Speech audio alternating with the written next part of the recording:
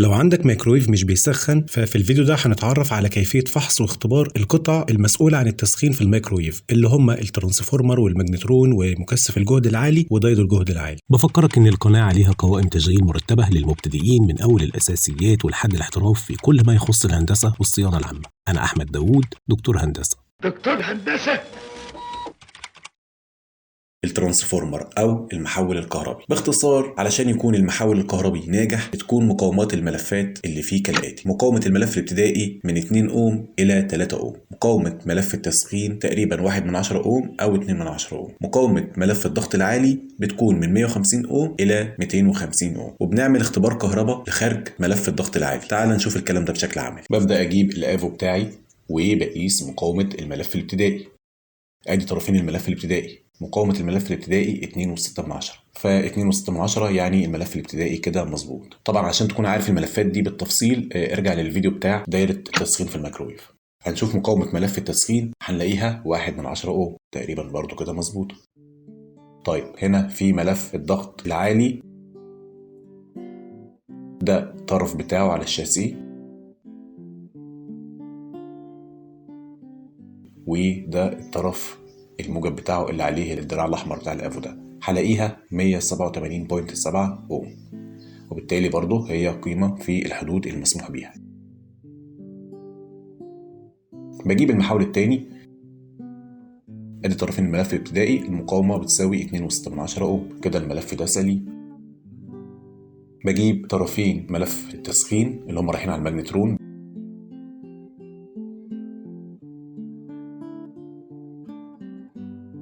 بلاقي ان المقاومة 1/10 أوم، يبقى برضو الملف ده سليم. بشوف ملف الضغط العالي او الهاي فولتج بين اطرافه، بين الطرف اللي على الشاسيه والطرف الموجب بتاعه، هلاقي ان المقاومة 209 أوم، يبقى كده المحول التاني ده ايضا سليم. تعالى بقى نختبر خارج الكهرباء من المحول. بوصل طرفين الكهرباء 220 فولت في اطراف الملف الابتدائي، بجيب خشبة عليها سلكة كده، طبعا الخشبة دي عشان تعمل عزل لان المكان ده بيخرج منه فولت عالي جدا. هعمل كوبري بين الطرف الموجب بتاع الضغط العالي وبين الشاسيه بتاع المحول، المفروض ده بينهم تقريبا 2000 فولت. بتشوف طبعا النار دي والصوت ده الفولت اللي خارج اللي هو 2000 فولت هو اللي بيعملوا الكلام ده، يبقى خارج الفولت العالي بتاع المحول ده المسؤول عن التسخين سليم. طبعا يعني محتاج انا أأكد عليك جدا انك تاخد بالك في الاختبار ده. الاختبار ده الى حد ما خطير، يعني لازم تكون مأمن نفسك كويس وبعيد عن المكان اللي بيطلع منه ال 2000 فولت دول. هشوف بقى المحول التاني بنفس الفكرة، بوصل الطرف الموجب بتاع الهاي فولتج وبحط طرفين الكهرباء في الملف الابتدائي، بعمل الكوبري، بلاقي النار طالعه برضه، وبالتالي المحول ده ايضا سليم. ويلا بينا نعرف ازاي بنختبر الماجنترون. بكشف عليه ظاهريا كده كشف ظاهري ان انا اشوف هو فيه اي كسور ولا لا، بلاقيه سليم. بجيب الافوميتر بتاعي وبظبطه على وضع البزر، وبقيس الطرفين بتوع فتيل التسخين اللي بيتسلط عليه 3 فولت زي ما قلنا في الفيديو بتاع دائرة التسخين. بلاقي الطرفين دول بينهم اتصال، وبالتالي ده كده صح، ده كده الفتيل سليم. وبعدين بجرب الاتصال بين طرف من اطراف الفتيل مع الجسم نفسه، مفيش اتصال بين اي طرف من اطراف الفتيل وبين الجسم، ده برضو نتيجة كويسة. ايضا بقيس المقاومة بين طرفي الفتيل، بلاقي ان هي عندي هنا 1/10. المفروض الطبيعي ان هي تكون من 1/10 لحد 1، يعني المقاومة تكون اقل من 1. اكتر من 1 يبقى الفتيل ده تالف، وبالتالي الماجنترون تالف. طيب لو انا مش معايا افو، بجيب لمبه سيريا كده، هي ما تغنيش عن الافو قوي بس يعني ممكن اجرب باللمبه السيريا الاتصال بين طرفي الفتيل، بلاقي ان اللمبه بتنور. بعمل اتصال بين طرف من اطراف الفتيل والجسم، والطرف التاني برضو من اطراف الفتيل والجسم، المفروض ما يكونش في اتصال.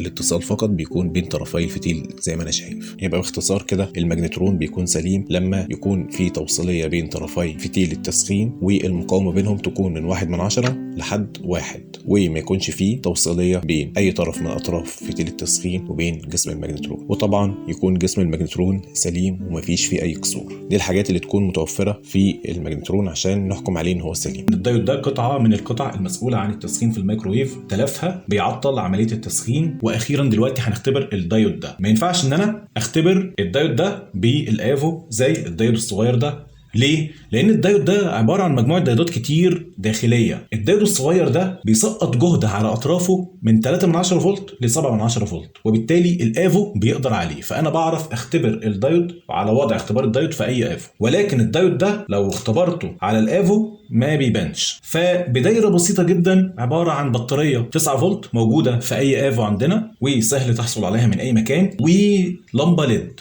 اللمبه الليد دي موجوده في لعب الاطفال او في اي يعني برضو سهل تحصل عليها. هنعمل دايره بالعناصر دي فقط نختبر بيها الدايود ده ونتاكد ان كان هو سليم ولا لا. ادي الدايود بتاعك انحيازه الامامي كده، شايف الشرطه دي هنا كده؟ الشرطه دي معناها ايه؟ ان ده الطرف السالب، يعني الموجب بيدخل من هنا ويعدي كده، او السالب بيدخل كده ويعدي كده. لكن العكس ما بيحصلش، يعني السالب ما بيعرفش يعدي كده ولا الموجب بيعرف يعدي كده. هو ده اللي احنا هنعتمد عليه في اختبار الدايود بتاعنا. ليه بجيب بطاريه 9 فولت مع ان اللمبه دي 3 فولت فقط؟ يعني لو انا حطيت اللمبه دي طرفيها على طرفي البطاريه 9 فولت دي، اللمبه دي هتتحرق. لكن انا هنا باستخدام الدايود اللمبه مش هتتحرق. ليه؟ لان الدايود ده بيسقط الجهد عليه 7 فولت، بياخد 7 فولت. فالبطاريه 9 فولت دي لما احط الدايود عليها، الدايود هياخد 7 فولت، وبالتالي هيبقي 2 فولت لللمبه الليد دي، فاللمبه هتنور بدون اي خطوره عليها. هختبر ان التيار الموجب بيعدي كده لكن السالب ما بيعديش كده. يبقى انا هحط الطرف ده على الموجب اللي هنا. المفروض في الحاله دي الموجب يعدي كده، تمام. تعال نحط الموجب بتاع اللمبه، السلك الاحمر ده الموجب اهو، نحطه هنا كده على طرف الدايود، وسالب اللمبه هحطه على سالب البطاريه. هلاقي ان اللمبه بتنور، فبالتالي يبقى التيار بالفعل عدى، التيار الموجب عدى كده. طيب لو قلبت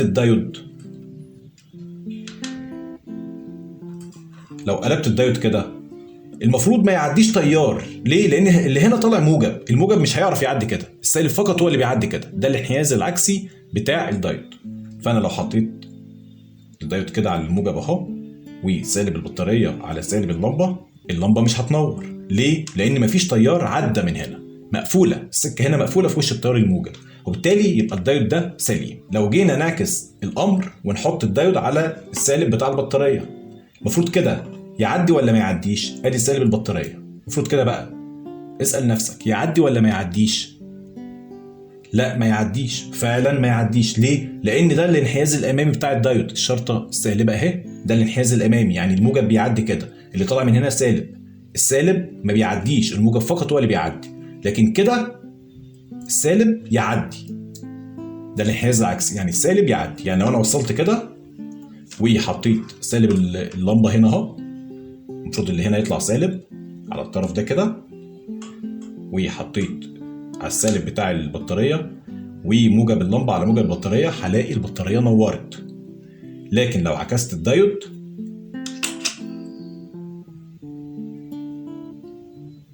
في الانحياز الامامي بتاعه، يعني هيعدي موجب فقط فمش هيعدي سالب. انا هنا محتاج تيار سالب علشان ده سالب اللمبه، السلك الابيض ده سالب اللمبه، كده اللمبه مش هتنور. بالفعل اللمبه مش بتنور، يبقى كده الدايود ده سليم. الدايود بيبقى تالف لو عدى التيار من الاتجاهين، سواء موجب عداه كده وسالب عداه كده، او موجب عداه كده وسالب عداه كده، يبقى كده الدايود ده تالف. او الدايود ما عداش اي تيار اصلا، بالتالي برضه يبقى الدايود تالف. لكن الدايود يبقى سليم في حاله واحده، انه بيعدي التيار الموجب كده او بيعدي التيار السالب كده، لكن ما بيعملش غير كده. بس قبل ما اقفل الفيديو انا عايز بس اوضح لك حاجه، اوضح لك الجهد اللي بيسقط على اطراف الدايود ده. بيعمل سقوط للجهد على اطرافه 7 فولت. هنتعرف على اختبار المكثف، وهو واحد من العناصر المسؤولة عن التسخين في الميكروويف. هنشوف الفرق بين المكثف السليم والمكثف التالف. بجيب المكثف بتاعي وبوصل على أطرافه طرفين لمبة سيريا، بحيث ان انا اشوف في اتصال بين الاطراف دي ولا لا. المفروض ما يكونش فيه اتصال، وبالتالي انا شايف هنا ان اللمبة السيريا مش منورة بالفعل، يعني مفيش اي اتصال بين اطراف المكثف. كذلك بين طرف المكثف وبين الشاسيه نفسه ما بلاقيش اي اتصال. ولو حابب تكون عارف توصيلات المكثف ده ازاي في الميكروويف، فممكن تراجع الفيديو بتاع دايرة التسخين بتاعة الميكروويف. وهنا انا حاطط فيشة لمبة بحيث ان هو يفضي شحنة المكثف ده. بجيب الافو على وضع المكثف وبقيس سعة المكثف. بلاقي هنا سعة المكثف 99% او تقريبا 1 ميكرو فاراد. بشوف مكتوب عليه ساعته قد ايه، بلاقيها 92% ميكرو فاراد، وبالتالي الساعة مظبوطة ومفيش اي اتصال بين اطرافه او بين الشاسيه، يبقى المكثف ده سليم. تعال بقى كده نشوف نموذج للمكثف التالف.